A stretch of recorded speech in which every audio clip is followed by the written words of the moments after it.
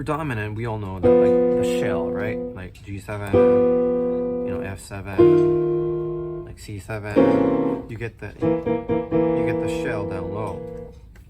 For major chords, I feel like this. For instance, C6. I feel like 1 and the 6 are like the shell for major, basically. Shell equivalent, because I think everything 6 chords.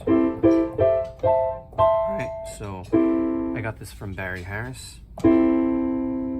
Basically what it is A minor, the 6 chord, is an inversion of the 1 chord. So we all want to hear the 1 chord as this, and then people add this color note or like this color note.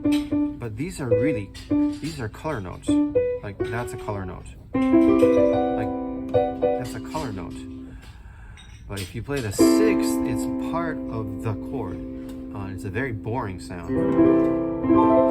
Like you would hear the harp arpeggiate a 6th chord at the end of like an old movie or something. Like that's how a song ends or whatever.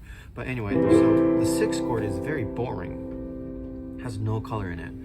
It's almost so mundane that it's perfect. That it's a home chord. If you stay at home for too long, you want to go outside, and that's how a home should feel like. So it kind of makes sense. So this is an inversion, but it's still home. So it took me a long time for me to hear the 6th chord as a 1 chord, because you know in pop, like you add the 2, you get this. This is more like there's more air to breathe. Like there's space. I don't know, something about the add 9 chord. It's sweet, I would say, but this, it's like there's a little bit of dissonance. It's so mundane, it's boring.